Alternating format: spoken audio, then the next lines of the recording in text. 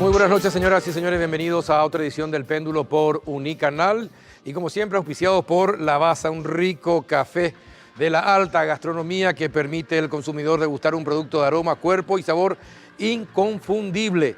Lavazza distribuye Café Par y lo representa también como el espresso italiano por excelencia. Hoy vamos a hablar de tres temas. Uno tiene relación con la lucha contra el narcotráfico que se desarrolla actualmente en el país. Ya está con nosotros el ministro de la Senat, el doctor Arnaldo Yucio. El otro tema que también importa y mucho a mucha gente, sobre todo sobre la avenida Eusebio Ayala y la ruta Mariscal Estigarribia. Va a estar con nosotros Oscar Stark, el nuevo director del Metrobús. Y el último bloque vamos a hablar de algo que es fundamental y que para este gobierno actual es una causa nacional, la educación. Van a estar con nosotros Richard Culata y Santiago García. Santiago García es actualmente director de Paraguay Educa y Richard Culata es un experto en informática y con él vamos a hablar acerca de la aplicación que tiene que tener la tecnología en la educación actual. Tres importantes temas que después de la pausa ya lo empezamos a desarrollar.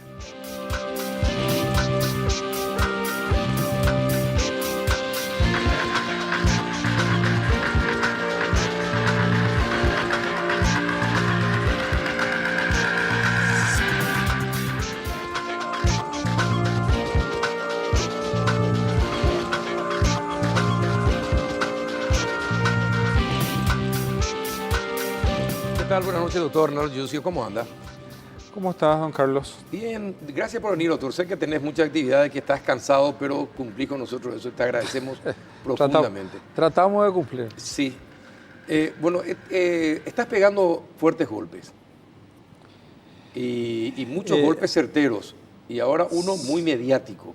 Sí. Pero estos golpes que pegás son porque encontraste investigaciones ya hechas y que faltaba el ataque directo, los allanamientos y las detenciones.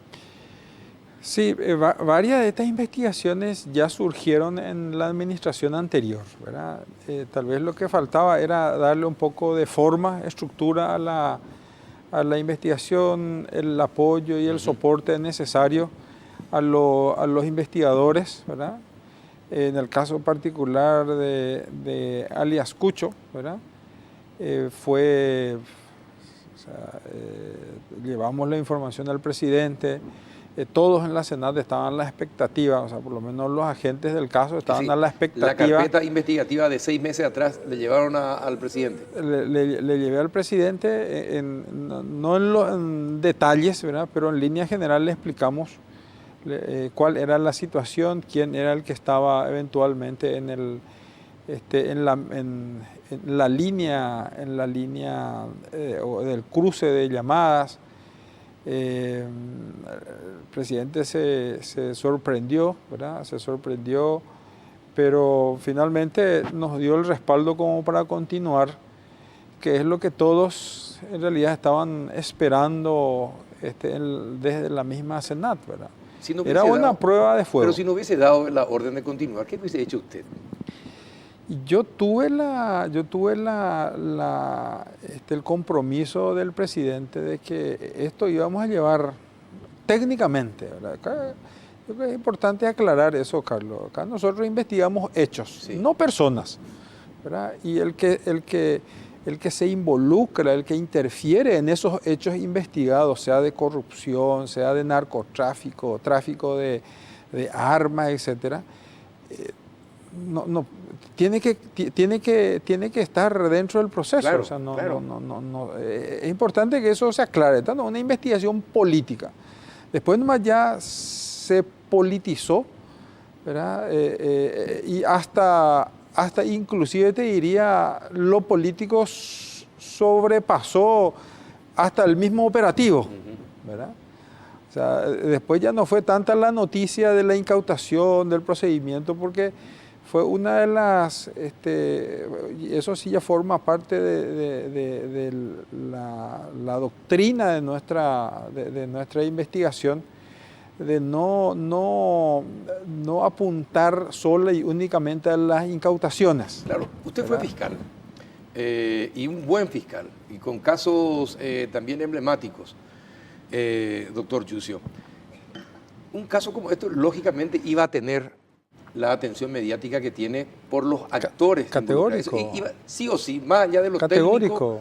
técnicos. Categórico. Aparte, un diputado, Sí. ¿verdad? Involucrado. Importante, y encima un diputado perteneciente al movimiento del presidente de la República. Y sí o sí iba a tener una atención mediática muy fuerte por esas circunstancias. Sí, sí. Lo que pasa es que el ejercicio de poder conlleva también esa responsabilidad, claro, ¿verdad?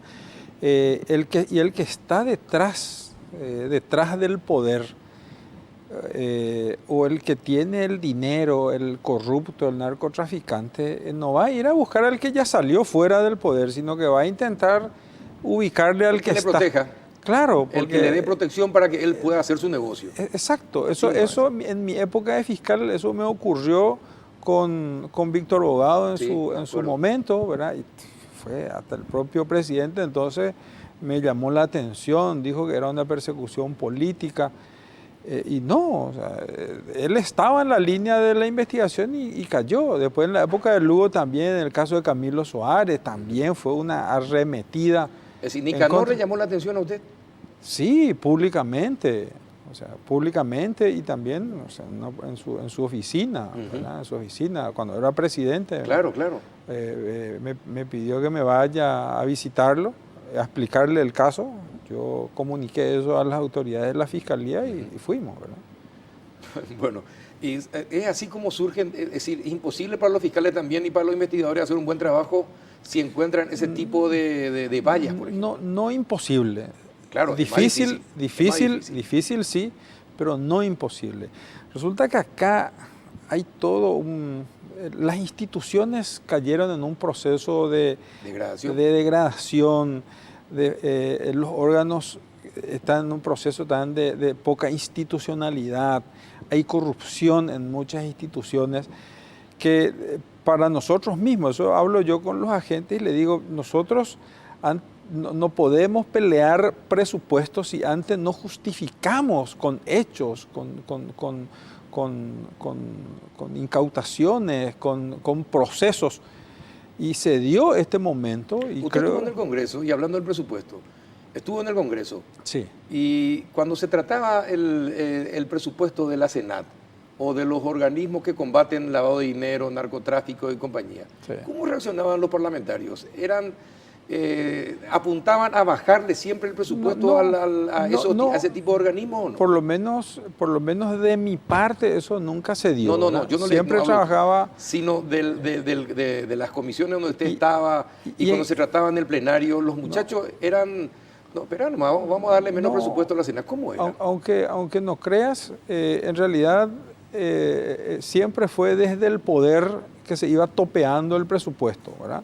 Por ejemplo, para el presupuesto de este año, el propio Ministerio de Hacienda ya nos topeó 2.000 millones, es decir, 2.000 millones menos de guaraníes tenemos para el presupuesto de este año, ¿verdad? Pero eso se dio gradualmente o paulatinamente en los años anteriores. Entonces nuestro presupuesto no creció, sino decreció. Va disminuyendo. Como muchas otras instituciones, ¿verdad? Por eso hablamos, hoy estuve conversando con funcionarios del Ministerio de Hacienda y le decíamos, yo no quiero, no me interpreten mal, pero por ejemplo la Secretaría de Deportes, su presupuesto es de 16.000 millones de guaraníes, la Senatur también tiene un presupuesto muy alto, el Senat tiene 8.9 millones de guaraníes, es su presupuesto. Es decir, que hay más plata para el deporte que para combatir el narcotráfico. El deporte es importante. Sí, ya sé. Yo no, pero la Senat cumple una función hasta de seguridad nacional, así ¿verdad? Mismo. Y más aún cuando en la forma en que enfocamos, yo le preguntaba al presidente y si me autorizaba a generar ese proceso, un equipo especial de investigación de microtráfico, utilizando todas las técnicas posibles y me autorizó. Pero sin recursos no puedes hacer eso, Carlos. Ahora, Cucho es el más importante. Cucho tiene hoy una infraestructura muy importante, ¿verdad? Pero personalmente creo que hay más grandes. ¿Hay más grandes en la misma zona? y puede ser en la misma zona, pero inclusive con un territorio mucho más grande, ¿verdad? Cucho prácticamente se iba centrando en Alto Paraná. Hay otros que extienden su territorio a otros lugares del país inclusive, ¿verdad? Ujú. ¿De quién heredó toda la infraestructura, Cucho? La información que se tiene es que de este Tomás Rojas. Tomaí, el famoso Tomaí. El famoso Tomaí, que tenía su estructura ya formada después de caer unos años atrás. Él asume una posición de relevancia y toma el territorio. Claro, asume el control del territorio. Y la gran diferencia ahora es que el golpe no estaba centrado en la incautación de drogas, sino en sus finanzas, ¿verdad? Sí. Su dinero, sus bienes muebles e inmuebles, sus posesiones, ¿verdad? Porque hay vehículos que no están registrados a su nombre, pero a través de elementos está viendo la fiscalía para conectarlos precisamente con esos hechos. El abogado de Tomaí, Rojas, era el actual diputado, Ulises Quintana, ¿no? Así mencionan, no me consta. No le consta. Bueno, entonces se va hilando todo, doctor, de esta manera, el relacionamiento. ¿Y cuál era el papel, de acuerdo a la investigación, cuál era el papel que cumplía Quintana dentro de la estructura? Quintana es un personaje dentro de esta escena que va tomando cierta relevancia ahora, muy poco tiempo atrás, sí. ¿Verdad? Poco antes de las elecciones, ¿verdad? Y al tener su condición de diputado electo, es muy probable que, en ese momento quien le financió, quien le ayudó, quien colaboró con él, como es natural, por eso hablamos recién en la pausa de que en el tema del financiamiento político, yo en un principio, desde afuera, sentía de que, ¿por qué tanta plata a los partidos políticos? Reclamábamos eso desde afuera, pero estando adentro me di cuenta de que si el Estado no puede llegar a financiar con recursos a los partidos políticos, es muy fácil tener que recurrir al financiamiento negro, ¿verdad? Y ahí es donde entramos con el financiamiento de corruptos, de narcotraficantes. Pero una cosa, doctor, toda esa actividad ilícita. Generalmente los que están en este negocio del narcotráfico o del lavado de dinero, lo que sea, no juegan a una sola punta, sí. Juegan a varias puntas. Así es. ¿Verdad? Para que cualquiera sea el ganador, siempre tenga un apoyo para sus operaciones futuras. Pero, entonces, no solamente a Quintana le financiaba a Cucho, o había otros más. Eso que estás mencionando no es competencia o no es actividad exclusiva del financiamiento ilícito, sino también el financiamiento legal, ¿verdad? Los mismos empresarios o grandes empresarios también, sí, hacen exactamente lo mismo, pero con dinero blanco. Así mismo. ¿Verdad? Y va apuntando en todo, va poniendo los huevos en diferentes canastas. Así mismo. Entonces, con mayor razón, uno puede interpretar de que si los buenos hacen eso, con mayor razón, aquellos que están en el mercado ilícito tienen que apostar y apuestan mucho, porque ahí viene. Porque uno entiende y va armando ese caparazón de protección. Primero, fuerzas públicas, ¿verdad? Es fundamental tener la posibilidad de que te hagan pasar, no te revisen. Después tener el ámbito, a cambio de un peaje. Claro, totalmente. Correspondiente, sí. Luego viene ámbito de la justicia, ¿verdad? Porque si no llega a pasar esto, automáticamente funciona el equipo justicia, ¿verdad? Fiscales, jueces. Que es el que le protege, ¿verdad? Los fiscales dejan de lado dejan de observar algunos hechos. No anotan ciertas cargas. O generan un modelo de protección allí Exacto. interna, ¿verdad? Y si aquello no funciona nuevamente, entonces está el ámbito político, que es el que prácticamente le da ese sostén final, ¿verdad? Que es el que tiene la pistola sobre la cabeza de jueces y fiscales, Así es. ¿verdad? Totalmente. Ese es el esquema, así funciona el esquema. Sí, sí. Y sigue funcionando así acá. Funciona igual. ¿Hay más políticos en este tema de Cucho? Conforme al razonamiento que estábamos hablando, no se descarta. ¿Y cuándo se va a tener? ¿Cómo es el trabajo suyo con los fiscales? Bien, bien. Desde mi época hasta hoy trabajamos muy directamente con los fiscales. Los fiscales, de hecho, toda esta parte de organización, el traslado de personal, todo está es organizado por la Senat, ¿verdad? Logística y operativamente está a cargo de la Senat. La acusación, es decir, el involucramiento de Ulises Quintana sería porque recibe plata en negro para su financiamiento político. No tuve oportunidad de leer aún la imputación, pero hasta donde leí, ¿verdad? A través de los medios todavía no tuve oportunidad de hablar con la fiscal. Hasta donde leí es aparentemente por su participación en intervenir, ¿verdad? O intervenir en los hechos suscitados en la comisaría de Nueva Londres. El de Nueva Londres. En el de Nueva Londres, ¿verdad? Hasta donde estoy en conocimiento. ¿Él influenció sobre policías ahí en el lugar? Exacto.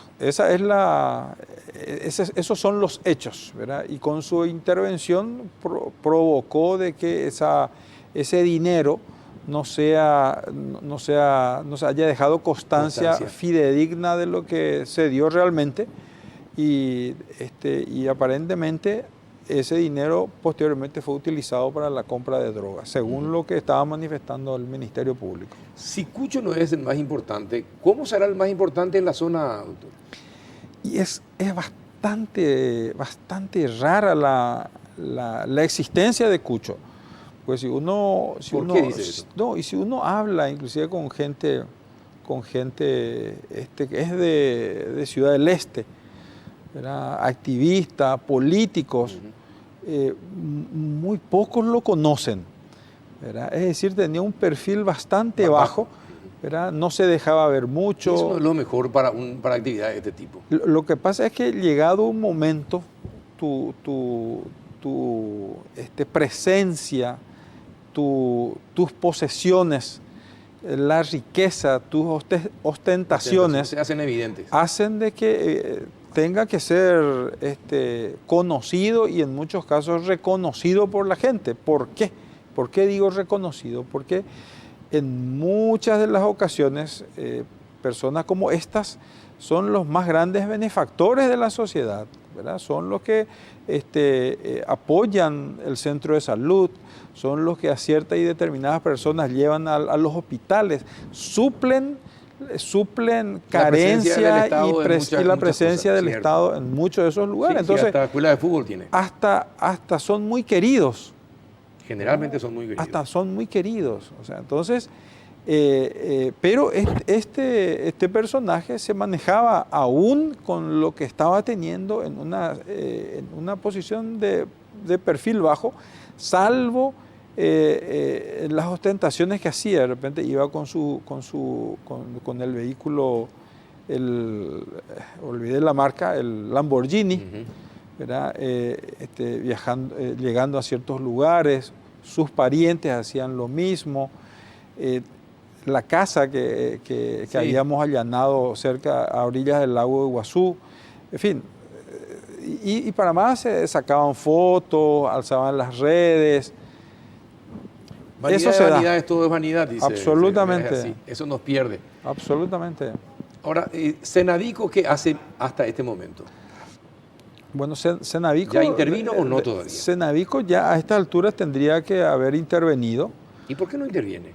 No sé, no tengo conocimiento de la causa a partir de la entrega de las evidencias, pero estimo que a estas alturas ya la Senavico tendría que estar tomando ya posesión de los bienes ¿Eso es por decisión de la Fiscalía? la Fiscalía pone a conocimiento de Cenavisco y ahí ya empieza a activarse el proceso de administración de esos bienes. Por ejemplo, los moteles, ¿verdad? Los hoteles, ¿verdad? La misma casa. Sí, claro. ¿Verdad?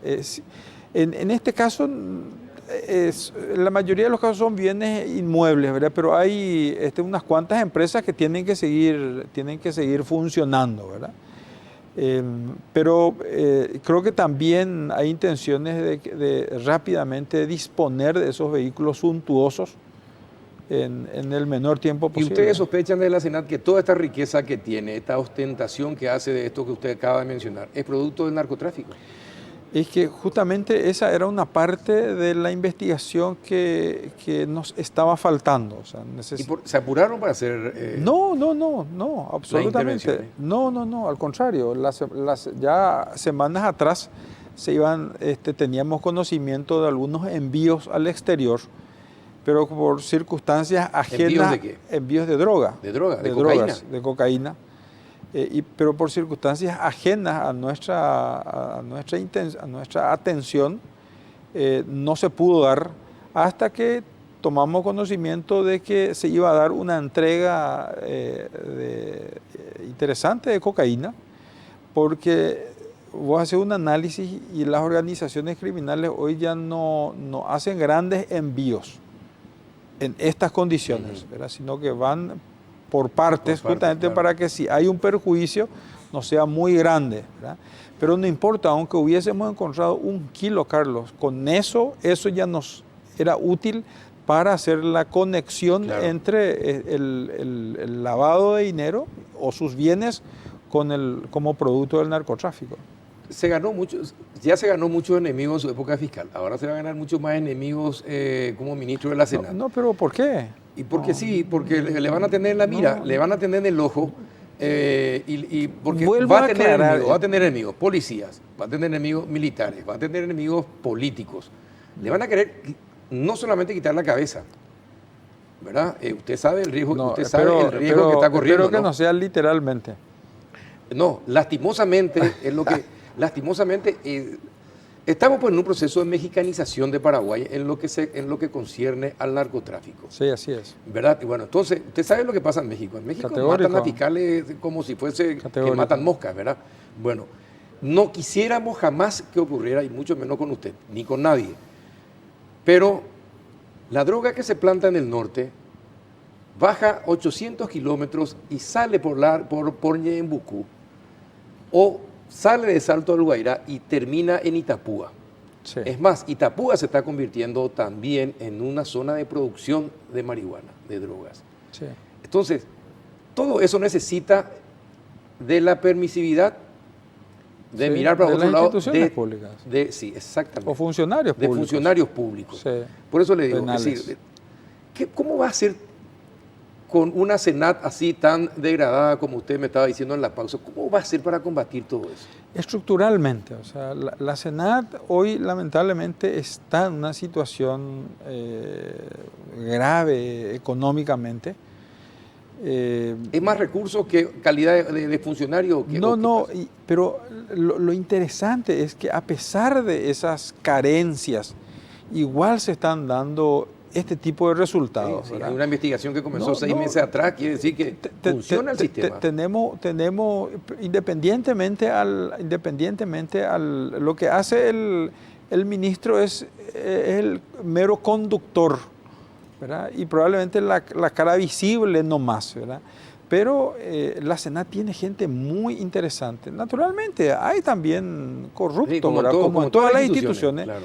Pero hasta el momento es una institución creíble, ¿verdad? Y vamos a hacer el esfuerzo. Pues eso es lo que queremos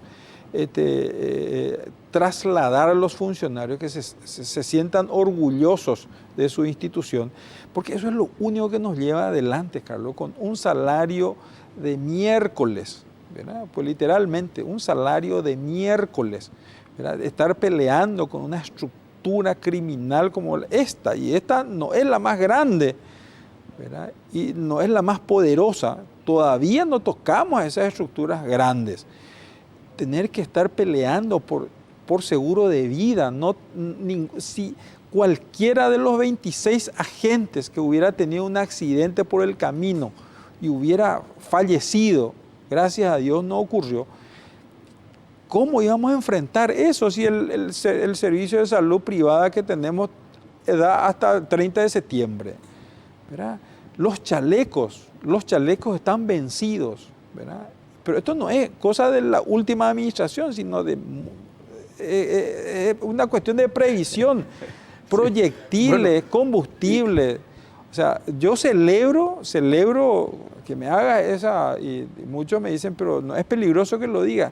Pero de todas formas, con llama no tante hoy. Exactamente, no. ¿Me entendés? O sea, no, pero, con chaleco o sin chaleco, hoy en estas condiciones... ¿Sabe qué? Lo que pasa es lo siguiente. Las personas a quienes finalmente ustedes terminan defendiendo son aquellos que les niegan a ustedes el presupuesto, es decir, ahora en la Senat, el presupuesto para que hagan un buen trabajo. No todos también. No, o sea, yo sé que no todos, pero si hay una mayoría que decide, hay una mayoría que está así. Tampoco generalizar, pero vuelvo a reiterarte, nosotros investigamos hechos, no personas. Si esas personas, quien quiera que sea, estén involucradas, ya es un problema de ellos. Es un problema de ellos, no es nuestro problema eso. ¿Verdad? Y así yo creo que también lo está haciendo el Ministerio Público. Podemos, Nio Carlos, equivocarnos, eso yo te puedo, no somos ni Dios, pero podemos equivocarnos, pero te puedo asegurar que si nos equivocamos va a ser de buena fe, no va a ser porque nos pagaron por algún tipo de tentación, ni por revanchismo político. Absolutamente. Genial. Me gusta que hayas mencionado esto, doctor. Te deseo todo el éxito del mundo. Gracias, Carlos, te agradezco. Y cuídate, doctor. No. Vas a encontrarte con enemigos poderosos y que no van a tener contemplaciones. Es incómodo, Carlos. Uno pierde privacidad, totalmente. Uno pierde, se aísla socialmente. Al final uno piensa con la familia, pero a la gran siete. O sea, nosotros tenemos que escondernos de los delincuentes, que se escondan a los delincuentes. ¿Verdad? ¿Por qué los buenos tienen que aislarse en su casa y los malos están libres afuera? Totalmente. Doctor, éxitos. Gracias, Carlos. Éxito, doctor. Te agradezco. Fuerza. Muy amable. Gracias.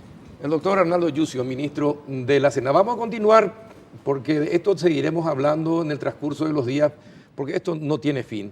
Y vamos a volver a tocarlo y ojalá el doctor Yucio pueda estar siempre disponible para charlar con nosotros. Éxito. Gracias, y fuerza, doctor. Después de la pausa, otro tema igualmente problemático, el Metrobús con el nuevo director. Ya volvemos.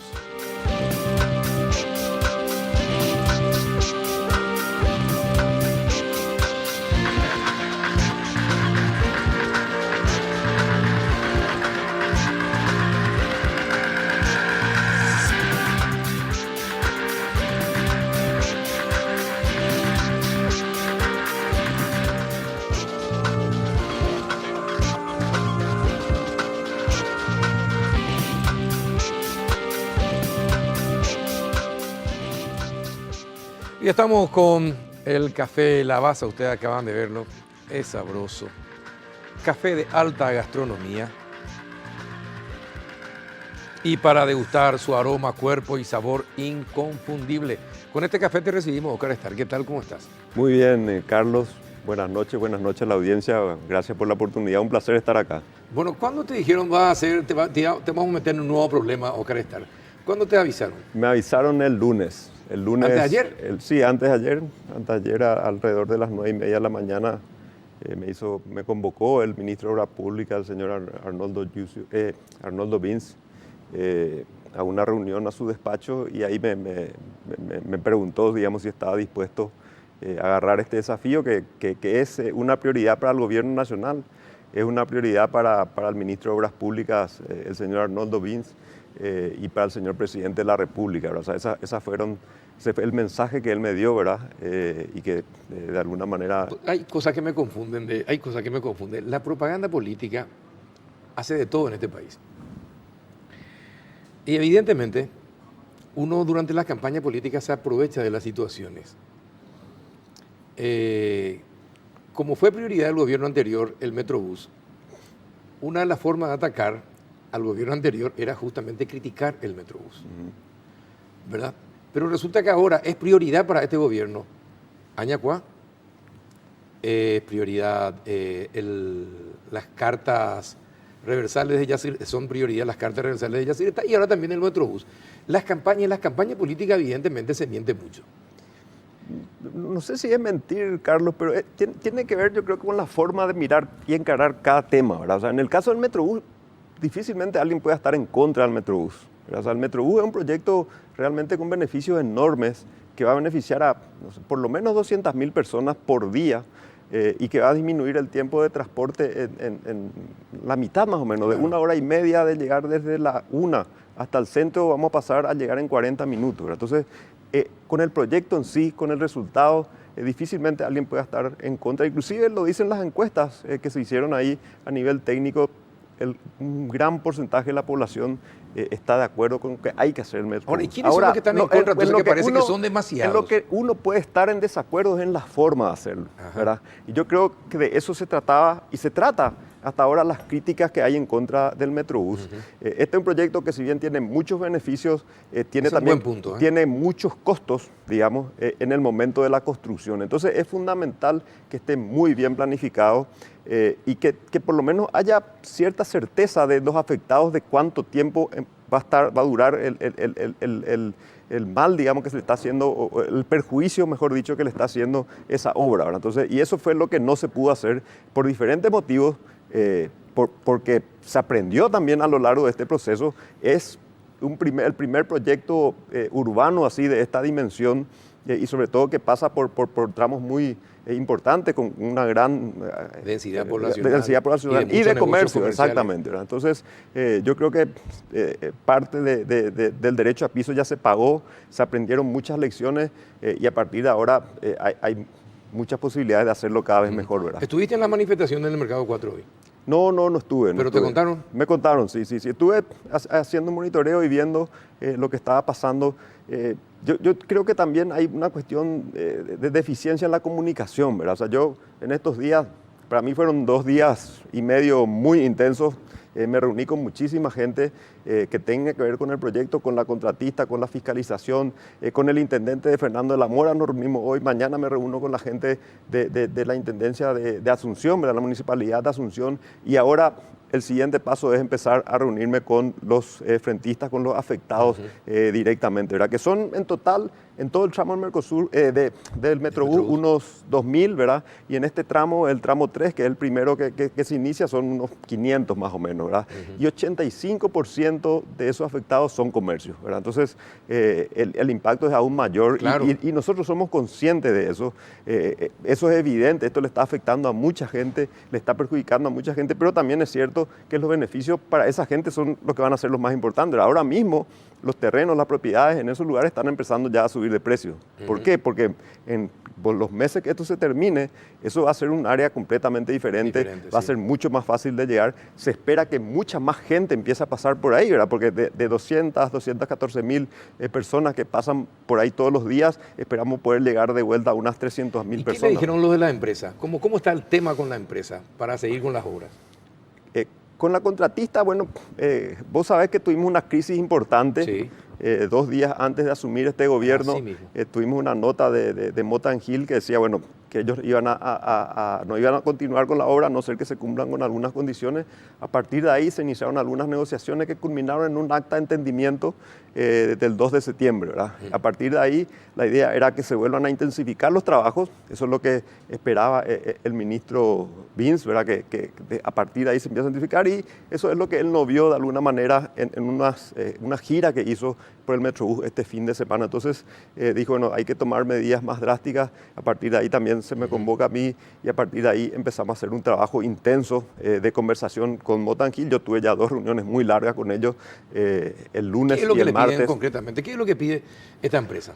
Concretamente, ¿cuál es el problema con Motangil? Y Motangil de alguna manera hace algunos reclamos que tienen que ver con la liberación de las franjas en donde ellos tienen que trabajar, ¿verdad? Pero esto es un ida y vuelta, ¿verdad? O sea, nosotros también en algunos casos le pedimos algunas cosas como institución, como Metrobús, y ellos tampoco nos cumplieron. El tema de la liberación de las franjas es normal que sea así, ¿verdad? O sea, en toda obra pública existe ese inconveniente y hay que avanzar lo más rápido que se puede, y nosotros estamos haciendo el trabajo ahora para que eso se haga lo más rápido posible. Si bien en tema de liberación este proyecto probablemente sea el que tenga el récord de rapidez en liberación, se necesita que sea todavía más rápido, ¿verdad? ¿Por qué? ¿Y de quiénes depende que sea más rápido? Eso depende de nosotros, del Ministerio de Obras Públicas, depende de algunas otras instituciones, catastro, registro público, con los que también vamos a hablar para ver si podemos generar algunos convenios que hagan que en este caso sea un poco más ágil el proceso, que haya un tratamiento especial para estos casos. Y también depende de los frentistas, ¿verdad? O sea, depende en algunos casos de la voluntad, de la buena voluntad de los frentistas. Y también vamos a atacar uno a uno. No son tantos frentistas los que tienen problemas más grandes, serán unos 10 en este tramo, en el tramo 3. Y entonces vamos a tratar de hablar uno a uno con todos ellos y en general con todos los afectados y que tengan interés en aportar algo conversando con nosotros, ¿verdad? Es decir, lo de Motangil también va por pagos atrasados. No, hay deudas atrasadas. Hay algunos pagos que estaban algo demorados, pero no hay un problema financiero en general, ¿verdad? O sea, eso no hay un problema. Sí hay algunos reclamos que ellos hicieron porque se demoró la obra y con lo que nosotros no estamos del todo de acuerdo. Estamos negociando eso y esperamos que llegar también a un acuerdo, ¿verdad? Ahora estamos en un momento de definiciones. En pocos días más va a haber que tomar algunas decisiones de cómo seguir. El contrato que tiene que ver con el tramo 3 vence el 31 de diciembre, entonces ahora en octubre vamos a tener que tomar unas decisiones. Bueno, esto se va a prorrogar, por cuánto tiempo se va a prorrogar, en qué condiciones se va a prorrogar y hasta dónde vamos a poder avanzar. ¿Y qué se va a hacer? ¿Qué es lo que se puede hacer con la gente que ya se vio perjudicada por los atrasos? Porque si esto se hubiese hecho rápido y ágil, ágilmente, y se hubiese terminado en tiempo y forma cada tramo, la gente no hubiese protestado tanto. Pero hay gente que cerró su negocio. Hay gente que se fundió, por decirlo así, de alguna manera. Tuvo que ir a otro lado, tuvo que pagar muchos costos. Bueno, ¿qué se va a hacer con esa gente? Y ahora vamos a conversar y vamos a ver cuál es la situación de cada uno de ellos. Yo hoy estuve con el intendente de Fernando de la Mora y él me decía, bueno, unas 60 empresas acá en Fernando de la Mora cerraron en este periodo. Ellos hablan de muchas más, pero realmente en términos reales son unas 60, puede ser algunas más, ¿verdad? Le pedimos también que si puede hacer un informe más concreto sobre eso, pero definitivamente sea una, dos, 60 son muchas empresas que están siendo afectadas. Pero ¿cómo se le resarce del daño, de los atrasos que conlleva que ellos no pudieran trabajar más? Al final del proyecto, ellos automáticamente se van a resarcir, digamos, por los beneficios que va a tener el proyecto, ¿verdad? O sea, si uno ve en forma global, en términos económicos, lucro cesante no está así previsto en el proyecto, pero es algo que estamos revisando también ahora, ¿verdad? Estamos revisando si existe esa posibilidad. Lo que sí está previsto es pagarle indemnizaciones en los casos en que está previsto pagarle indemnizaciones en los casos que se afecta su terreno. ¿Por qué? Porque es algo que pasó con este proyecto y que complicó las cosas. Es también el hecho de que se agregó posteriormente el tema de la zanja técnica, se llama, ¿verdad? Que es el pozo o el túnel en donde van a ir todos los cables, ¿verdad? Cables de teléfono, de electricidad, de agua, de desagüe pluvial, que es algo totalmente racional, ¿verdad? O sea, no es lógico hacer una obra de esta envergadura para que después haya que romper de vuelta la ruta para hacer los cables. Entonces, pero eso demoró y eso hizo también que se ocupe un espacio más grande. Se tuvieron que exactamente, hacer, ¿verdad? ¿Qué es lo que hay que hacer? Entonces, en un saque, con unos cuantos raudales iban a destruir todo si es que nos hacían todas las obras complementarias. Totalmente. Y si hace una obra de esta envergadura, si le afecta. El tema es por qué no se hizo desde el principio, o por qué no se pensó todo desde el principio. Yo hablé y discutí mucho con los que estaban en la anterior administración del Metrobús. Todos sabemos cómo vienen los raudales, lo que eran los raudales sobre Maricales Tierría, zona San Lorenzo, Fernando de la Mora y compañía, ¿verdad? Todos sabíamos, y cómo el agua crecía y entraba en los negocios, todos sabíamos. ¿Cómo es que no se previó cuando se hizo la obra? ¿Cómo no se previó eso? Que después resulta que encarece $20 millones más el proyecto. Entonces, claro, pero realmente encarece porque se le agrega valor al proyecto. Porque se le agrega, es como que, bueno, tengo que hacer en una hora una habitación, 2 habitaciones más, es algo que vamos a tener un valor agregado que marginalmente Claro, tiene un pero los costo-beneficio genios mucho que mayor. hicieron el ¿verdad? proyecto no tuvieron en cuenta pues esa. Sí, Entonces, no tuvieron en cuenta, no sé, capaz que por falta de experiencia, pero bueno, ahora yo creo que la idea es mirar hacia adelante, tratar de avanzar lo más rápido posible, Totalmente. porque es fundamental cuanto antes tener un cronograma, digamos, ¿verdad? Tener un cronograma que sea preciso, detallado y que podamos verificar, ¿verdad? Que todos puedan verificar, que la población pueda verificar, que en este caso va a ser la principal contralora, ¿verdad? O sea, si va a terminar este tramo en tal fecha, se terminó o no se terminó, entonces en la medida que se vaya cumpliendo con el cronograma también yo creo que se va a generar algo más de confianza Pero en la totalmente. gente y en los siguientes tramos va a ser más fácil avanzar, ¿verdad? Entonces yo creo que hay un desafío enorme, los beneficios del proyecto son gigantes. Si uno piensa solamente en los kilómetros que se asfaltaron en San Lorenzo y Fernando de la Mora, son 25 kilómetros de calle, ¿verdad? Eso va a quedar. Estuve recorriendo también en Talleres. No, hay muchas calles alternativas que van a facilitar que la gente pueda salir o sea más rápidamente. Va a y llegue mejorar Asunción o salga. muchísimo el tráfico cuando esto esté terminado. Y este tramo, el tramo 3, no está lejos de terminar. O sea, tenemos que resolver algunos problemas con frentistas, tenemos que ponernos de acuerdo con estos frentistas. El tramo 3 es llegar hasta calle última. Sí, desde la 1 hasta calle Hasta última. calle última. Sí. El tramo 2 es desde calle última hasta General Aquino y el tramo 1 desde General Aquino hasta el puerto. Hasta el puerto. Sí. Y esto también, este proyecto también tiene tal vez la parte más linda del proyecto, es la de reconversión urbana, ¿verdad? Que es la reconversión del puerto de Asunción, donde van a estar los edificios de gobierno, de las instituciones públicas, pero va a haber también un auditorio, va a haber un parque lineal, va a haber un puerto fluvial recreativo, comercio, o sea, realmente Pero es un proyecto... Te pregunto algo que le pregunto a todos, pero vos que ya sos el nuevo director del Metro, ¿por qué no eléctrico? No, ahora todo está sobre la mesa, Carlos. Todas las opciones están sobre la ¿En mesa serio? y es una cuestión de ¿Se puede cambiar y ver las convertirlo en opciones. eléctrico? La infraestructura no tiene problema para que sea o no eléctrico, ¿verdad? Pero ahora ¿Seguro? sí, es cuestión solamente de ver la rentabilidad del proyecto y el momento en que eso puede o no ser eléctrico, ¿verdad? Pero la infraestructura física, el pavimento rígido, el asfalto es el mismo, ¿verdad? Pero ahora hay que ver si es viable en términos económicos. Y sí, creo que lo es en términos medioambientales, es en términos de que nosotros tenemos esos recursos. Sí, porque, pero es una cuestión porque el anterior que director decía en 10 años, pero uno se pregunta, ¿y por qué en 10 años?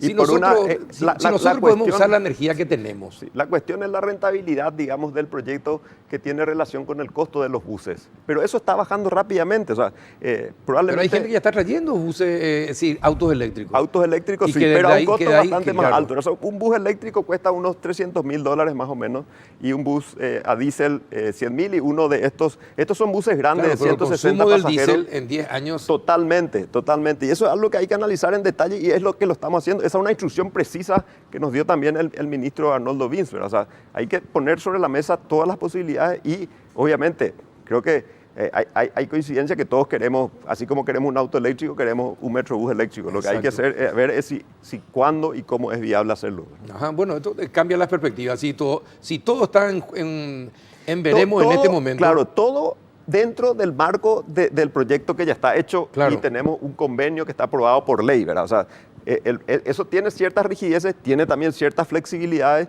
y dentro de eso podemos, porque acá también se va a ver un ordenamiento gigante del tráfico, ¿verdad? O sea, que ya está pasando de hecho en Asunción y en algunas áreas. Ahora ya no se doblan más en todas las esquinas o no puedes más hacer retorno en todas las esquinas, ¿verdad? Y esto va a terminar de ordenar eso en Eusebio Ayala. ¿verdad? ¿Cuánto tiempo estás en la oficina? Y estoy muchas horas, ahora Bueno, más que nunca. Bueno, entonces es imposible transitar por Asunción. Porque la gente justamente no respeta nada. Claro, pero esto va a hacer No respeta nada. que se genere educación cívica. O sea, esto tiene muchísimos beneficios colaterales, digamos, o valor agregado, ¿verdad? Que tienen que ver con eso. Se va a ordenar el tráfico. Esa zona va a cambiar completamente. Va a ser mucho mejor. La gente va a querer vivir ahí. Eso es lo que está haciendo que empiecen a aumentar los precios de las propiedades, ¿verdad? ¿Por qué? Porque va a ser otra cosa. Va a pasar mucha más gente. Los comercios van a tener mucha más gente. Va a ser más fácil llegar a ese lugar. Va a ser más fácil llegar de un extremo al otro, ¿verdad? Este Metrobús, por ejemplo, tiene previsto que se puedan pasar los buses, algo que no pasa en otros Metrobuses, para que uno pueda tener un viaje rápido. El 70% de la gente se prevé que venga de un extremo al otro. Entonces, que algunos buses no paren en todas las Ahora, estaciones. me gustaría que llegue el momento en que Oscar, ministro, vaya al trabajo en el Metrobús y Carlos, periodista, también en el Metrobús se encuentren y charlen mientras y también que venga doña Juana, don Pepe, ¿verdad? Y que van al mercado y que todos juntos vayan y usen esa forma de transporte, ¿verdad? Ese también es mi sueño, Carlos. Sabe que en un viaje a Londres, una vez me fui para una presentación y con el embajador nos fuimos en bus a la presentación y estaba un secretario, estaba un alto funcionario en el bus. Él me dijo, mira, Oscar, ese es un alto funcionario acá de la ciudad de Londres, ¿verdad? Y estaba en el bus junto con nosotros y el bus era híbrido, no era eléctrico, pero era diésel y eléctrico. ¿Verdad? Entonces, en la subida se prendía el diésel, en la bajada andaba eléctrico, pero ese es el sueño de todo. Es como dice una frase que no sé quién acuñó, que dice, el país desarrollado no es aquel en donde el pobre tiene auto, sino es aquel en el que el rico viaja en el transporte público. Y ese yo creo que es el sueño de todo, ¿verdad? O sea, soñamos con que alguna vez todos estemos dispuestos a viajar en transporte público cómodamente, sin contaminar tanto, sin tener el estrés de manejar y estar horas en el auto, ¿verdad? Sí, también. Ahora, me encanta tu entusiasmo. Y entusiasma tu entusiasmo. Valga la redundancia. No, pero también va a depender que seas firme. De que si tenés que sancionar al que no cumple en tiempo y forma con el contrato y con el acuerdo establecido, sea sancionado. No, completamente. Sobre todo en lo que a las horas se refiere, porque esa es la parte más delicada, la obra. La instrucción más precisa y más clara que me dio el ministro Vince fue justamente esa, ¿verdad? O sea, nosotros tenemos que tener un cronograma que sea creíble y eso lo tenemos que construir en pocos días, ni siquiera semanas, ¿verdad? Porque necesitamos ganar de vuelta la confianza de la gente. Porque el resultado, cuando empiecen a verse los resultados, yo creo que la gente va a entender más de qué se trata esto y lo bueno que es para la ciudadanía. O sea, 200.000 personas, 300.000 personas que se van a beneficiar, muchas más esperemos porque va a aumentar la demanda, porque esto no es solamente el troncal principal, sino que hay una serie de rutas alimentadoras que van a hacer que uno pueda llegar al Metrobús y trasladarse a través del Metrobús. Y en la medida que sea rápido ese traslado, más gente se va a acercar hasta el Metrobús para hacerlo, ¿verdad? Y después hay otra serie también de programas de Metrobuses que va a abarcar toda la ciudad. Entonces, yo realmente estoy entusiasmado, sé que el desafío es grande, soy consciente de los problemas con los que nos vamos a topar, sé también que tenemos que hablar con la mayor cantidad de gente de los afectados y hacerlo abiertamente, con la mente abierta, escuchando, pero los resultados son tan grandes y tan beneficiosos para la economía en general que yo creo que vale la pena y también por eso creo que la comunicación va a ser fundamental. Te agradezco muchísimo la oportunidad de estar acá. Y voy a tratar de ser lo más abierto y transparente posible en este proceso, ¿verdad? Yo creo que sí, creo que es fundamental la comunicación con la gente, ¿verdad? Por eso me alegra que cuando alcé el teléfono y te llamé, lo primero que me dijiste, sí, no hay problema, ¿verdad? Porque sabías para qué te llamaba. Sí. Un tema de comunicación parece que es bastante básico y que yo probé, ¿verdad? O sea, si uno, por ejemplo, se va por los caminos tradicionales, yo me fui al Obrador y me fui ayer y hoy a ver, y me fui ayer por los desvíos y llegué en 35 minutos desde el Ministerio de Obras Públicas hasta el Obrador, que es en Fernando Lamora y Sorabelino Martínez, ¿verdad? O sea, una distancia bastante larga en un tiempo bastante corto. Hoy traté de hacer lo mismo, yendo por Eusebio Ayala, por el Tiarrilla, y tardé casi una hora. Sí, un Entonces, yo digo, si hubiese una mejor comunicación y si la gente supiese, ¿verdad? Bueno, hay caminos alternativos que te pueden ahorrar media hora en auto, se utilizarían más, ¿verdad? Porque realmente estaban bastante libres. Ayer cuando me fui a recorrer los caminos alternativos...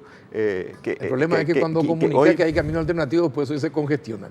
No, pero si se divide por la mitad, hoy estuve ahí trancado mucho tiempo, y hasta filmé ahí en una parte, porque realmente digo, bueno, ¿por qué alguien viene por acá si tiene la posibilidad de venir por otro lado? Claro que en algunos casos llegar a lugares más cercanos a y apurar la al vía. Intendente también. Sí, no, hoy muy buena predisposición del intendente Fernando de la Mora, realmente con muchas ganas de ayudar. Es importantísimo para Fernando de la Mora este proyecto. También vamos a hablar mañana con la gente de la municipalidad y espero poder hablar con el intendente en los próximos días y también con el intendente de San Lorenzo. Ellos son protagonistas principales en este proyecto, ¿verdad? Bueno, éxito, Oscar, éxito. Muchas gracias, de todo gracias, corazón, Carlos. y ojalá que ese sueño de encontrarnos viajando en el Metrobús para dejar nuestros vehículos en casa cuando nos vamos a trabajar sea efectivo en ¿cuánto tiempo? ¿9 meses, 8 meses, 10 meses? Y en este tramo va a ser en pocos meses más, si resolvemos los problemas y un poco más de 18 meses para todos los tramos, Para todos los tramos. para llegar ya hasta el centro. Entonces Un año ahí y nos vamos a medio. encontrar, vamos a conversar, capaz leer algún libro bueno. Exactamente. En 40 minutos, aprovechando 2 veces 2 viajes por día, uno puede leer bastante ya. Exactamente. Éxito, Oscar. Muchas gracias, Carlos. Muchas gracias. Oscar Estar, nuevo director del Metrobús. A la vuelta de la pausa, vamos a hablar de otro tema tan importante como lo que nos acaba de contar Oscar Estar acerca de lo que sucede en Inglaterra, donde del servicio público se benefician todos, ricos y pobres. Vamos a hablar de la educación, que debe ser así como el Tratado de Itaipú o el de Yacyretá, causa nacional, la educación. En instantes, con Richard Culata y Santiago García, vamos a hablar de educación. Ya volvemos.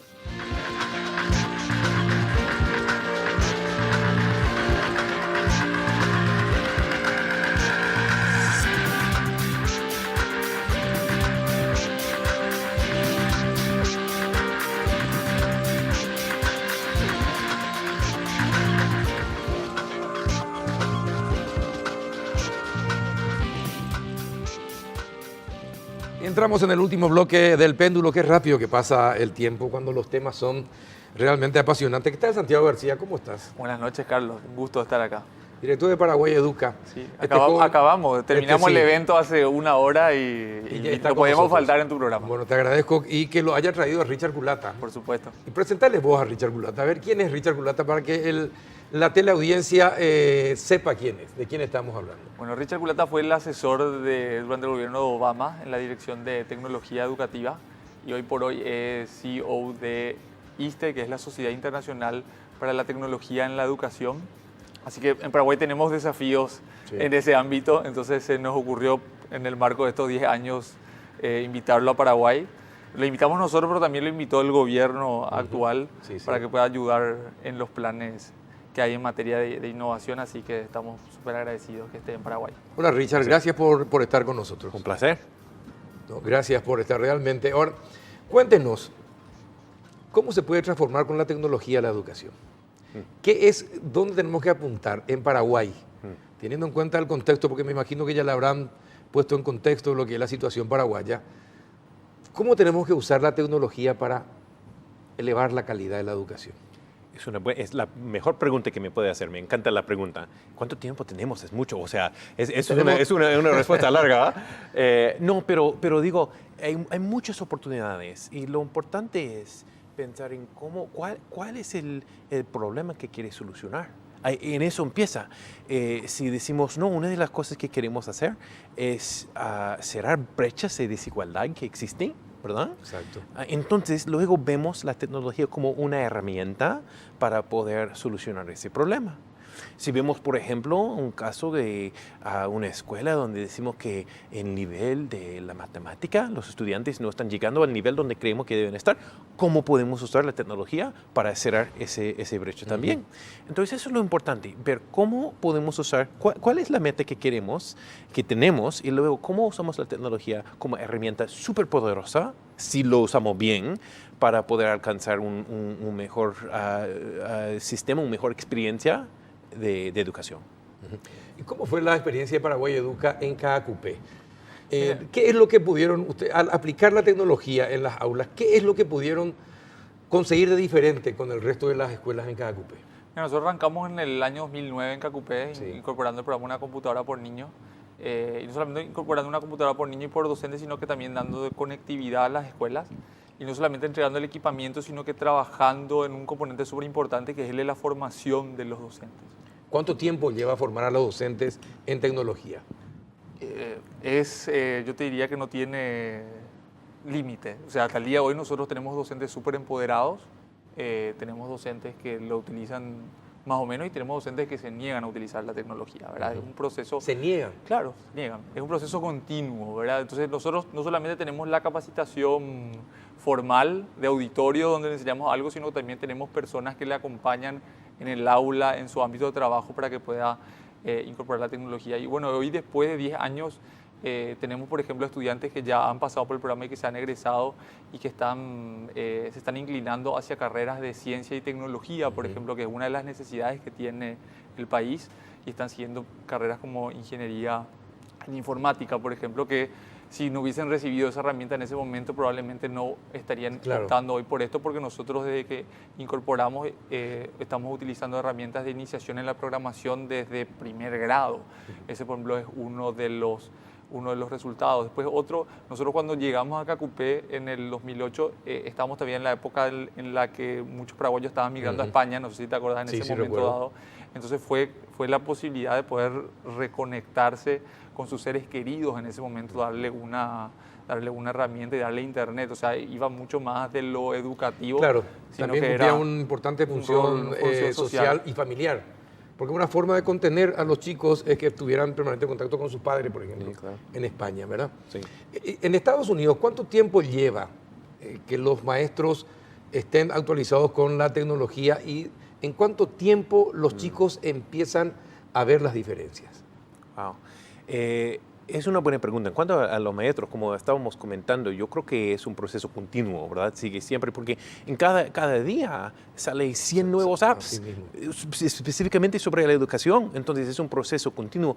Pero una cosa que vemos es que en muy poco tiempo que toman los estudiantes, cuando tienen acceso a una compu, al internet, pero con un buen propósito, ¿verdad? Claro. Con la meta sobre lo que quieren hacer para sus estudios. En muy poco tiempo ellos toman esa herramienta y lo pueden dominar. Es una de las cosas increíbles. Estaba comentando con hasta niños de kinder, de primer grado, que están aprendiendo la computación, que están aprendiendo álgebra, que están aprendiendo muchas cosas que cuando yo estuve en la escuela tenía que esperar hasta mucho tiempo porque no tenía acceso a la herramienta. De muy joven pueden empezar y dominar y no solo usar la máquina, pero saber cómo usarlo como una manera para ser el dueño de su propio aprendizaje. La experiencia del gobierno de Obama, ¿cómo fue en ese sentido? En Bueno, materia de educación. Sí, fue un enfoque. Si han visto alguna de las cosas que él quería para su agenda, uno de los enfoques, una de las cosas de alta prioridad para él fue el sistema de educación, porque él sabía que si mejoramos el sistema de educación, si nos enfocamos, muchos otros problemas se solucionan solito. Eso es donde empieza todo. Problemas con salud, de economía, de todo. Eso viene a base de la educación. Así que él puso mucho enfoque ahí. Uno de mis trabajos, por ejemplo, fue a ayudar con la conexión a las escuelas. Cuando tomé el puesto, tuvimos como 20% de las escuelas que tenía conexión al internet. Bueno, en el aula, ¿verdad? Y él tenía como meta, él me dijo, no, tenemos que tener todos conectados. Entonces, eso fue una de las metas que trabajamos. En los 4 años, conectamos, cuando salimos de la administración, tuvimos 97% de las escuelas ya conectadas Ya a conectadas a internet. internet. Sí. Bueno, ¿y cómo se costea? ¿Quién costea la interconexión de las escuelas? Pues es interesante porque hay muchos modelos diferentes. En algunos casos, el gobierno central le puede pagar algo. Lo que hicimos en los Estados Unidos fue como una alianza privada-pública y pública-privada. Y hicimos algunas cosas. Por ejemplo, le ayudamos a las empresas a construir el cable, la fibra óptica, ¿verdad? Con la condición que gratuitamente conectaba a escuelas y hospitales. Y luego ellos podrían cobrar para otras conexiones. Eso era su negocio, ¿verdad? Eso era un modelo. Otro modelo que tuvimos fue poner una cantidad, una cobra extra en los servicios de los teléfonos, y con el dinero que ahorramos ahí lo ayudamos para pagar el cuento de las escuelas. Sí. O sea, hay muchas diferentes maneras. Sí. Hay que ingeniarse. Sí. Qué interesante. Y usted habló con el presidente de la República, bueno, ¿qué es lo que le preguntaron? ¿Qué es lo que quiere este gobierno? Bueno, era muy claro hablando con el presidente hoy que él tiene también una visión muy amplia para poder aprovechar la educación para mejorar todo. O sea, él dijo una cosa muy parecida a lo que dijo mi jefe anterior, lo que dijo el presidente Obama. Dijo, si podemos enfocarnos en la educación y si podemos aumentar y mejorar en la educación, muchos de los otros problemas se solucionan solito. Él nos dio una tarea. Ahí él dijo, necesitamos elaborar un plan nacional con el uso de la tecnología. O sea, no solo un plan de Sí. la técnica de qué tipo de dispositivo, Claro, no, claro. pero ¿cuál es la visión del país para poder usar ¿Cuál es la el tecnología? contenido que va a estar en las Exacto, computadoras para que los exacto. chicos aprendan? ¿Y cómo van a usar? ¿Cuál es el papel del maestro? ¿Que va a cambiar? Mucha gente pregunta, oye, ¿la tecnología va a reemplazar al maestro? No, pero sí va a cambiar el papel del maestro, eso sí. Y tenemos que pensar en qué queremos que sea ese papel. Cómo se ve el entrenamiento que necesitan los docentes. ¿Y cómo combinar la enseñanza de valores, que es uno de los temas fundamentales de cualquier escuela, y el uso de la tecnología y el aprendizaje? Porque hablaba con una profesora sueca hace menos de un mes, encargada también de todo lo que es el cambio de la educación en Suecia, muy influyente ella, y hablaba que la escuela no puede perder su sentido de transmitir valores, ¿verdad? Y que la tecnología llega hasta cierto punto, Sí. pero la transmisión de los valores sigue siendo fundamental. ¿Y cómo se compagina y se combina? Mira, tiene muy interesante unos estándares para los estudiantes Sí. con la tecnología, y hay como todo un capítulo donde hablan de que tenemos que incluir cómo ser hoy en día ciudadanos digitales. Ahí Richard te puede explicar un poco más, pero tiene que ver cómo interactúo en Internet. Porque muchas veces, por ejemplo, soy una buena persona de manera presencial, pero cuando me voy a Internet, y a vos seguramente te sucede con tus redes sociales, hay gente como que parece que está agresiva, Sí. y se esconde detrás de las redes. Tenemos todos los problemas de ciberbullying, o sea, hay un montón de cuestiones que hay que abordar en el ámbito educativo con la incorporación de tecnología que está, ¿verdad? O sea, no depende de la escuela, en realidad la tecnología va a llegar de alguna Claro. manera, ¿verdad? Entonces hay que incorporar esas habilidades en la educación. Es exactamente así, porque mira, en el pasado, donde aprendimos ciertas características de ser un ciudadano, lo aprendimos en la escuela, como Claro. debatear de una forma respetuosa, lo aprendimos en la escuela, cómo puede comunicarse con los líderes políticos del país, lo aprendimos en la escuela. Lo que pasa es que últimamente todas esas transacciones están ocurriendo en forma digital. Discutimos en forma digital, hablamos y nos conectamos con nuestros líderes del país en forma digital, pero si no estamos enseñando cómo usar la tecnología de esa manera en la escuela, resulta que no entienden los niños, no entienden los jóvenes, no entienden cómo usar la tecnología como una herramienta para ser un buen ciudadano en una democracia. Y ¿Qué es ser un buen ciudadano digital? Otro ejemplo que te va a gustar, porque tiene que ver con Sí. el mundo de las noticias, es cuando poder reconocer una noticia Falsa. de una verdadera. Eso es toda una habilidad nueva que tenemos que enseñar hoy. Hoy Richard daba un ejemplo de un profesor en Estados Unidos que creaba básicamente una página falsa de unos pulpos que vivían en los árboles. Entonces le daba la tarea a sus alumnos de que hagan un trabajo de investigación sobre los pulpos en los árboles, y prácticamente el 100% de sus alumnos entraba a internet, en esa página, armaba su trabajo práctico con la información que había encontrado en este sitio y le entregaba el trabajo práctico de investigación sobre el pulpo que vivía en los árboles, ¿verdad? Entonces, hay un montón de herramientas que justamente sirven para que el estudiante pueda identificar una fuente confiable, o en el caso periodístico, Claro. pueda rechequear la noticia antes de compartirla. Es ¿verdad? como decir, investigar lo que son los monos arañas, Claro. ¿verdad? Que en realidad existen, Sí. ¿verdad? Pero que están en vía de extinción, pero existen realmente. No es noticia falsa, es noticia verdadera. Ok. Pero de todas formas, ¿qué es ser un ciudadano digital? Pues nosotros definimos la ciudadanía digital en algunas formas. Uno, que hemos hablado, es poder reconocer información verídico y falso. Eso es sumamente importante. Sí. Otro es poder saber cómo usar la tecnología para mejorar la comunidad. O sea, su comunidad en la escuela, la comunidad en su pueblo o la comunidad donde participa en línea. Sí. Pero saber cómo mejorar su comunidad. Y última parte es poder usar la tecnología para hacer que su voz suena a los oídos de los líderes del país, de la gente que están dirigiendo el país. Es muy importante que los estudiantes desde jóvenes aprenden cómo pueden hacer que los asuntos importantes para ellos lleguen a la gente que están guiando el país. Pero, Que puedan organizarse, para organizar los scratches, Claro, por ejemplo, sí, ahora, sí, ¿verdad? sí, Con sí, gente que no conoce pero que tienen los mismos Claro. intereses. Tiene que ver con esto, aunque hay detractores también que hablan como de que genera como cierta apatía y que la gente no sale a la calle, pero en realidad es una herramienta que te permite hoy movilizar temas que antes tal vez te sentías no, solo. No, pero pesa. Los scratches en las redes sociales sin manifestación igual pesan, ¿eh? Igual pesan y sirven muchas veces para darle una noción al gobierno de si está haciendo bien o mal algunas cosas. Pero hay otras cosas que me preocupa en todo este tema.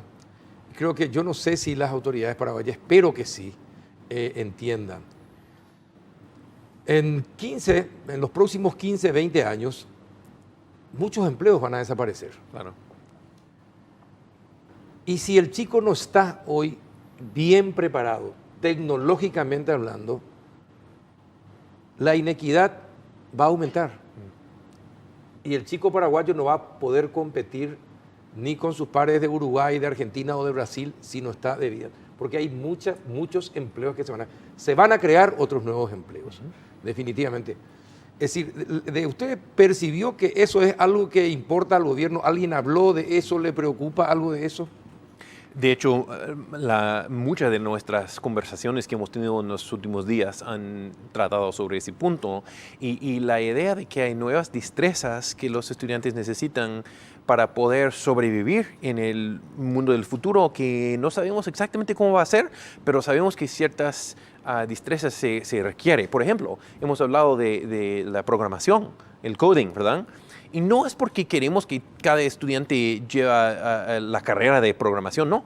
Pero en cualquier carrera del futuro, si quiere ser músico, si quiere ser doctor, si quiere ser ingeniero, a base de su trabajo va a ser, parte de su trabajo va a ser manejar el código. Mire, en España, hace 2 o 3 años, hicieron un estudio, un análisis, sobre el salario de los funcionarios o de los que salían de las universidades en el empleo. Y descubrieron algo que es exactamente lo que usted dice. Aquellos que tenían nociones de programación ganaban 40% más que aquellos que no, en el mismo empleo. En el mismo empleo. Sea hombre o mujer. ¿Verdad? Esa era ya la diferencia hace 2 o 3 años. Eso se va a ir ampliando con el transcurrir del tiempo. Ustedes en KQP, ¿qué es lo que pudieron notar, por ejemplo, en los lugares donde los chicos usan tecnología y aquellas comunidades o aquellas escuelas públicas donde no se usa la tecnología? ¿Hay diferencias? ¿Sienten la diferencia? ¿Se percibe? ¿La sociedad lo entiende? La sociedad a veces lo entiende, a veces no lo entiende y hay que entender también que cuando nosotros hablamos de incorporar la programación, nosotros lo hacemos desde primer grado con lenguaje de programación inicial. La programación no solamente está destinada a que ese chico termine siendo un ingeniero en informática, sino que la lógica de la programación desarrolla lo que nosotros llamamos el pensamiento computacional, que es la capacidad como que de dividir un problema en partes e ir encontrando las soluciones a eso, que eso lo puede servir al chico si va a seguir medicina o si va a ser veterinario o si va a abrir su taller mecánico en la ciudad, ¿verdad? O sea, la programación no tiene que ver solamente con que la persona termine carrera de ciencia y tecnología, sino que desarrolla, desarrolla el pensamiento. O sea, lo que nosotros hablamos en KQP es que tenemos que enseñarle a los chicos a aprender. No tenemos que llenarles de contenido por lo que vos hablabas antes, ¿verdad? De que el contenido que le llevamos hoy posiblemente en 10 años sea obsoleto. Ya sea obsoleto, claro. Entonces la programación lo que permite es eso, ¿verdad? Desarrollar el pensamiento del niño. Y en Estados Unidos, ¿cómo es la situación en cuanto ahora que usted me dice que el 97% de las escuelas ya usa la tecnología, pero ¿cómo se sintió la diferencia en los primeros tiempos? Buena pregunta. La cosa es que es muy interesante porque vemos escuelas que han tomado la nueva conexión, la tecnología, y lo han usado de maneras que completamente transforma la experiencia. Estuve en una escuela hace poco, donde entré un aula y vi, tenían compus, pero algo no sentía igual como otros lugares. Y iba a varias aulas y no podía ver cuál era la diferencia. Finalmente, como en el 5º aula, me di cuenta que en cada aula donde había entrado, no podía ver, no podía descifrar dónde estaba el frente del aula. porque no había pizarrón, Claro, no había no hay pizarrón. maestros enfrente, todos estaban trabajando en grupos. En cada aula donde entramos era una experiencia muy diferente, y los estudiantes manejando todo y haciendo sus proyectos, ¿verdad?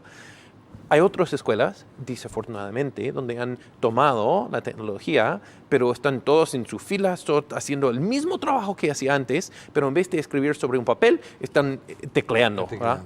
Y eso es la gran responsabilidad que tenemos, es el trabajo que hacemos como ISTE, con el grupo de trabajo yo, es ayudar a mostrar la diferencia en cómo se puede usar la tecnología para radicalmente cambiar la experiencia y mejorarla, o solamente digitalizar lo que ha existido desde siempre, y solo que lo movemos hasta pantalla.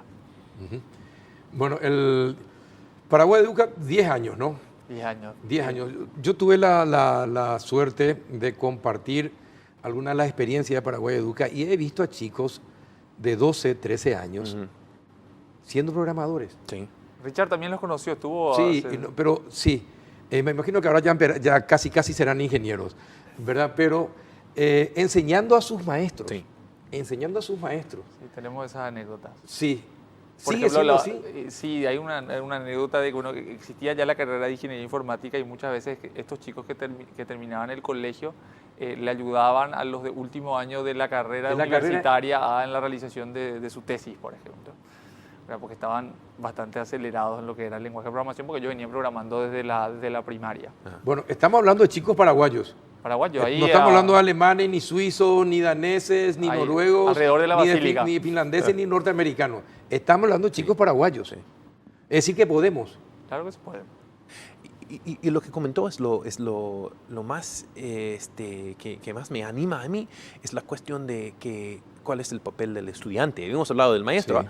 pero ahora, en el pasado, toda la información, todo el contenido, todo tenía que venir del maestro. El mismo maestro, el mismo docente tenía que presentar toda la información. Ahora eso ha cambiado. Ahora los estudiantes, los mismos estudiantes, pueden venir con la información, con las actividades, con las soluciones. Y eso es un cambio increíble para ver cuando los estudiantes se den cuenta que pueden acceder, que pueden encontrar la misma información, Claro. hasta información que el maestro no sabía. Así mismo. Y reconocen el poder que tienen para controlar su aprendizaje y en sí su futuro. Ahora, esto implica un mayor rol también de los maestros en las aulas, porque tienen que ser guías, porque finalmente ya se Claro. convierten en guías. Claro.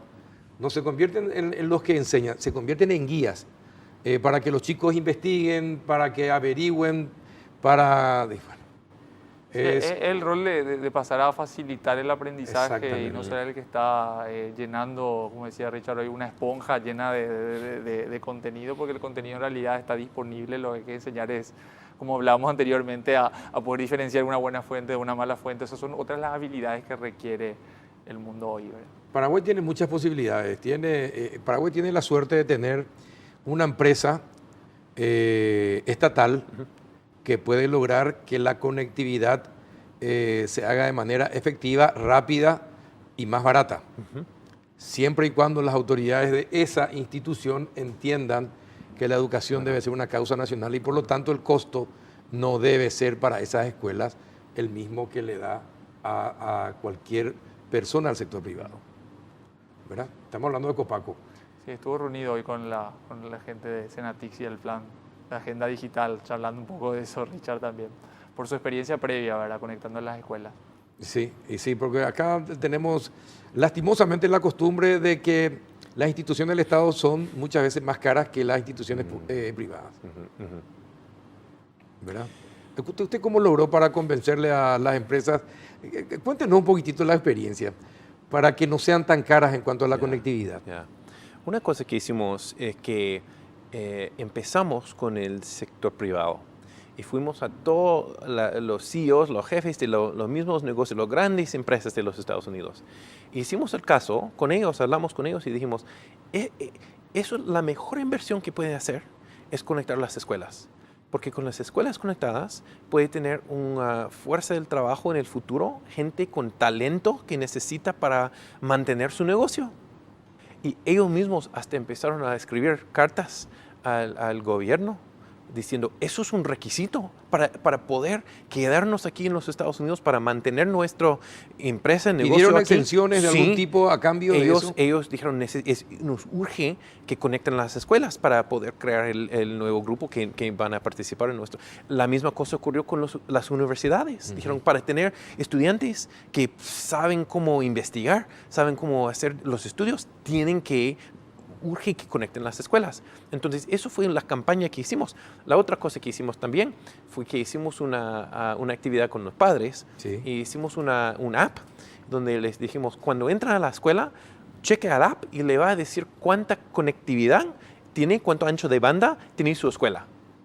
Y hicimos de forma pública todos esos datos. Así que en cualquier momento podía ver en mi escuela cuánta conexión tenía y podía compararlo con otro y decir, no, pues, ¿por qué no tengo la escuela al lado? Tiene mucho, mis estudiantes no. Y así que activamos los padres para que ellos estaban también reclamando y pidiendo la conexión para sus hijos. Qué lindo sería, así como decía Oscar Starr en el bloque anterior, qué lindo sería alguna vez tener la posibilidad de decir qué orgullosos estamos de las escuelas públicas en Paraguay, que forman tan buenos profesionales o tan buenos alumnos, así como se forman en las escuelas privadas. Sería todo un tema.